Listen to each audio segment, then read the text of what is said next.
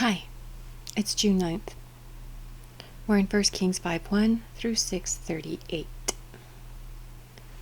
King Hiram of Tyre had always been a loyal friend of David. When Hiram learned that David's son Solomon was the new king of Israel, he sent ambassadors to congratulate him. Then Solomon sent this message back to Hiram. You know that my father David was not able to build a temple to honor the name of the Lord his God, because of the many wars waged against him by surrounding nations. I think God said because of the bloodshed David had caused. Anyway, he could not build until the Lord gave him victory over all his enemies. But now the Lord my God has given me peace on every side. I have no enemies, and all is well. So I am planning to build a temple to honor the name of the Lord my God, just as he had instructed my father David. For the Lord told him, Your son whom I will place on your throne will build the temple to honor my name. Therefore please command that cedars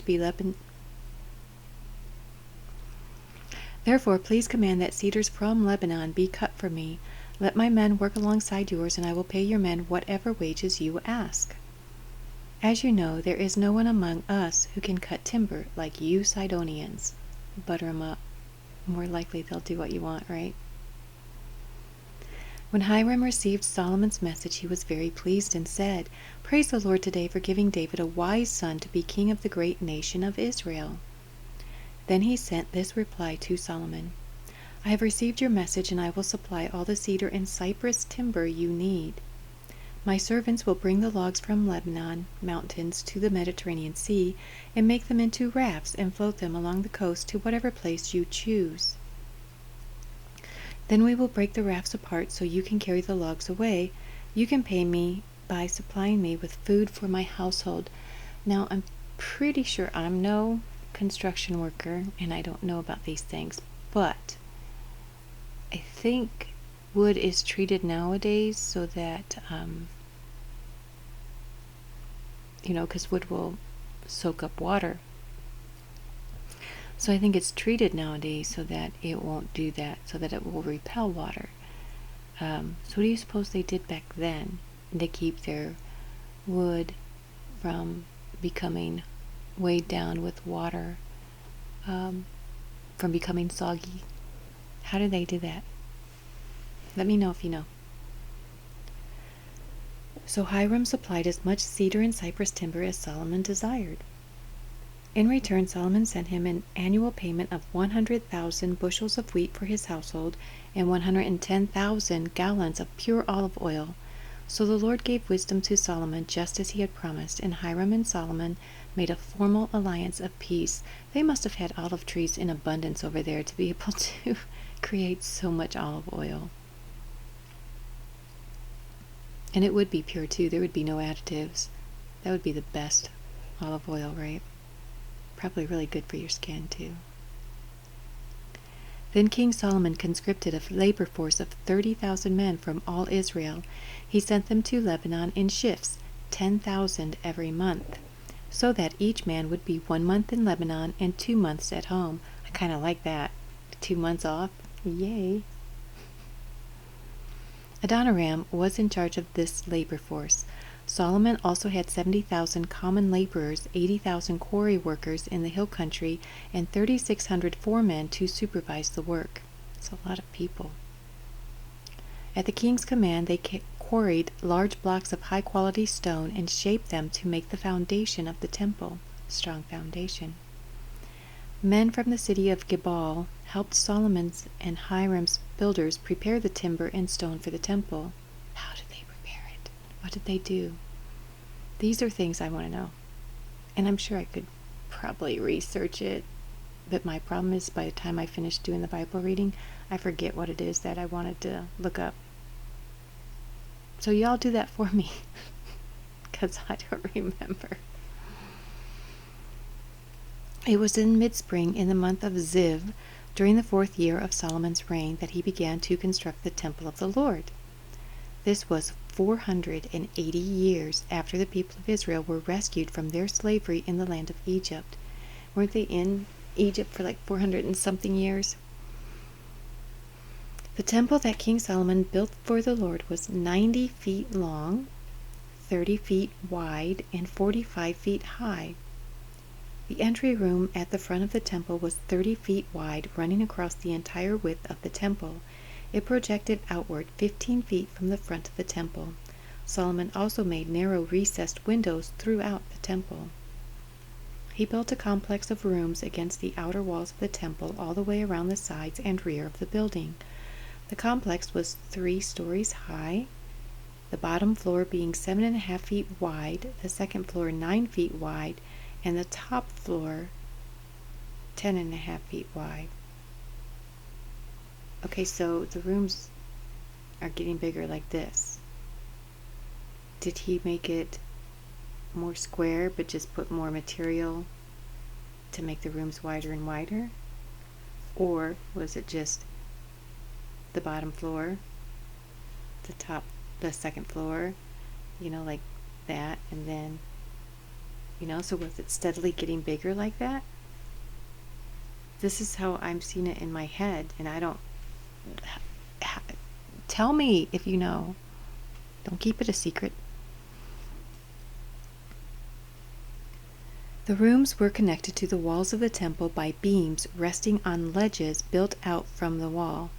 Beams resting on it. So they had ledges and then they had beams supporting it. So it sounds like that that it wasn't like a square with just extra material there to support the floors. It looks like there were like the bottom floor, and then it had like a floor basically jutted out, and then beams supporting it. That's what it sounds like to me. Let me know if I'm wrong, because again, I'm no construction worker. But I always wonder what this looks like for real. So the beams were not inserted into the walls themselves. The stones used in the construction of the temple were finished at the quarry, so there was no sound of hammer, axe, or any other iron tool at the building site. The entrance to the bottom floor was on the south side of the temple. There were winding stairs going up to the second floor and another flight of stairs between the second and third floors. What do you suppose they mean by winding? Do you think it's circular, or do you think just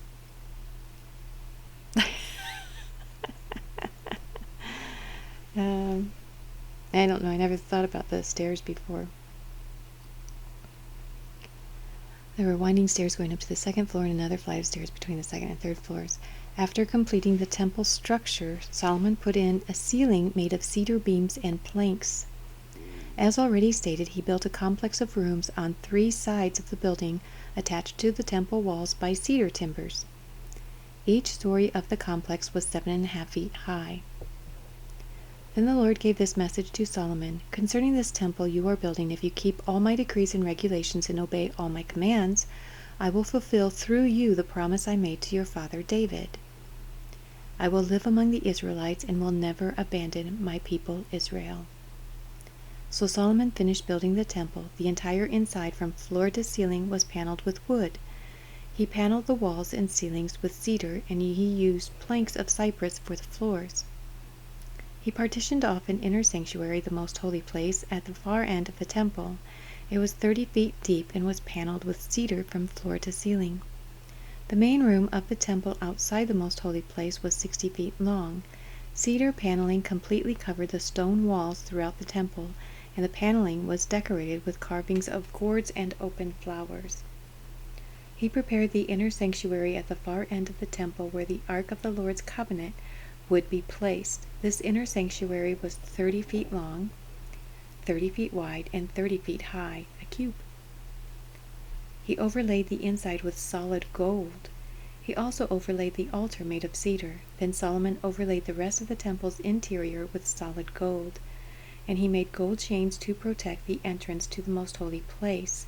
So he finished overlaying the entire temple with gold, including the altar that belonged to the most holy place. He made 2 cherubim of wild olive wood, each 15 feet tall, and placed them in the inner sanctuary. 15 feet tall? Those things are huge. The wingspan of each of the cherubim was 15 feet, each wing being 7.5 feet long. So 7.5 feet, 7.5 feet, and then you had the other one that was 7.5 feet and 7.5 feet. So that's 30 feet with just the wings. It's a lot of wings. The two cherubim were identical in shape and size. Each was 15 feet tall. He placed them side by side in the inner sanctuary of the temple. Their outspread wings reached from wall to wall, while their inner wings touched at the center of the room. He overlaid the two cherubim with gold. I'd really like to see those and see what they look like. I'd like to see the temple in all its glory before it was destroyed. Wouldn't that have been something? Man. He decorated all the walls of the inner sanctuary and the main room with carvings of cherubim, palm trees, and open flowers. He overlaid the floor in both rooms with gold. Can you imagine? Oh my goodness. I would have loved to have seen that. If I could go back in time, I would probably, there's several times I would like to go back to, but I would love to go back and just see this in all its glory once it was finished, before it got tainted by man. For the entrance to the inner sanctuary, he made double doors of wild olive wood with 5-sided doorposts. Double doors of wild olive. Did they have doorknobs back then? Just wondering. These double doors were decorated with carvings of cherubim, palm trees, and open flowers. The doors, including the decorations of cherubim and palm trees, were overlaid with gold. Then he made 4-sided doorposts of wild olive wood for the entrance to the temple. There were 2 folding doors of cypress wood, and each door was hinged to fold back upon itself. Oh, they had folding doors back then. Like, we have those on some closets nowadays. Why was it that, how long did that carry over, that trend? I don't know, I'm in a construction mood apparently.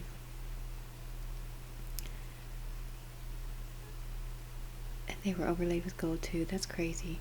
The walls of the inner courtyard were built so that there was 1 layer of cedar beams between every 3 layers of finished stone.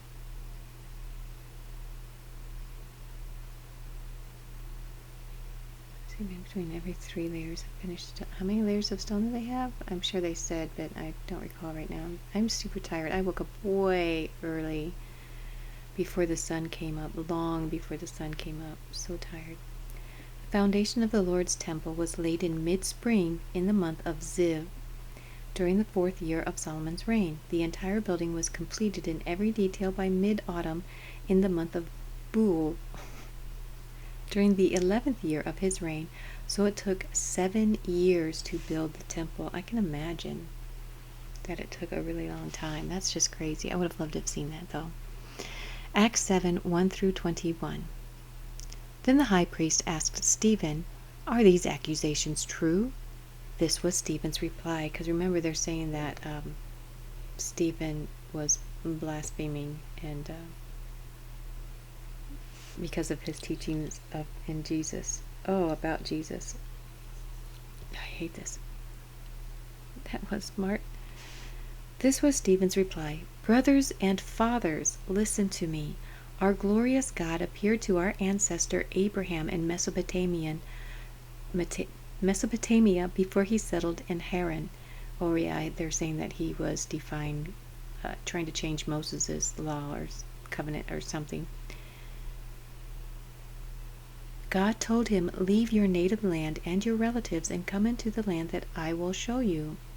So Abraham left the land of the Chaldeans and lived in Haran until his father died. Then God brought him here to the land where you now live. But God gave him no inheritance here, not even 1 square foot of land. God did promise, however, that eventually the whole land would belong to Abraham and his descendants, even though he had no children yet. So he's given them a history lesson to show that he's not changing anything. God also told him that his descendants would live in a foreign land where they would be oppressed as slaves for 400 years. "But I will punish the nation that enslaves them," God said, "and in the end they will come out and worship me here in this place." God also gave Abraham the covenant of circumcision at that time. So when Abraham became the father of Isaac, he circumcised him on the 8th day. And the practice was continued when Isaac became the father of Jacob, and when Jacob became the father of the 12 patriarchs of the Israelite nations. These patriarchs were jealous of their brother Joseph, and they sold him to be a slave in Egypt. But God was with him and rescued him from all his troubles, and God gave him favor before Pharaoh, king of Egypt. God also gave Joseph unusual wisdom, so that Pharaoh appointed him governor over all of Egypt and put him in charge of the palace. But a famine came upon Egypt and Canaan, and there was great misery, and our ancestors ran out of food. Jacob heard that there was still grain in Egypt, so he sent his sons, our ancestors, to buy some. The second time they went, Joseph revealed his identity to his brothers, and they were introduced to Pharaoh. Then Joseph sent for his father Jacob and all his relatives to come to Egypt, 75 persons in all. So Jacob went to Egypt. He died there, as did our ancestors. Their bodies were taken to Shechem and buried in the tomb Abraham had bought for a certain price from Hamor's sons in Shechem. Names trip me up every time. As the time drew near when God would fulfill his promise to Abraham, the number of our people in Egypt greatly increased. But then a new king came to the throne of Egypt who knew nothing about Joseph. This king exploited our people and oppressed them, forcing parents to abandon their newborn babies so they would die. At that time Moses was born, a beautiful child in God's eyes. His parents cared for him at home for 3 months. When they had to abandon him, Pharaoh's daughter adopted him and raised him as her own son. Moses was taught all the wisdom of the Egyptians, and he was powerful in both speech and action. One day when Moses was, but he wasn't, didn't he have a speech impediment? One day when Moses was 40 years old, he decided to visit his relatives, the people of Israel. He saw an Egyptian mistreating an Israelite, so Moses came to the man's defense and avenged him, killing the Egyptian. Moses assumed his fellow Israelites would realize that God had sent him to rescue them, but they did not. The next day he visited them again and saw 2 men of Israel fighting. He tried to be a peacemaker. "Men," he said, "you are brothers. Why are you fighting each other?" But the man in the wrong pushed Moses aside. "Who made you a ruler and judge over us?" he asked. "Are you going to kill me as you killed that Egyptian yesterday?" But he just acknowledged that you guys were brothers, so why would he kill you? Doesn't make any sense. But then when you're angry, you say things that don't make sense, right? When Moses heard that, he fled the country and lived as a foreigner in the land of Midian. There his 2 sons were born. Always stay in God's Word. Know it. Know the history of it. Memorize it. And so, sorry. Oh, I would love to have a really good night's sleep and just wake up feeling refreshed, but that never happens. I don't know why. I don't know why. I have no idea why. And I don't know why I woke up so early this morning. But anyway, yes, know the Word of God. Keep it in your heart. And then when you are accused of something, you can stop them in their tracks with the truth. Okay, there you go. Bible reading for today. Don't forget to click over here for Psalms and Proverbs. That is part of the Bible reading. Don't forget it.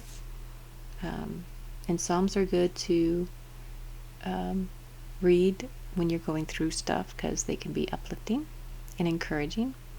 And I will see you guys tomorrow. Have a great day. God bless you. I love you. Bye.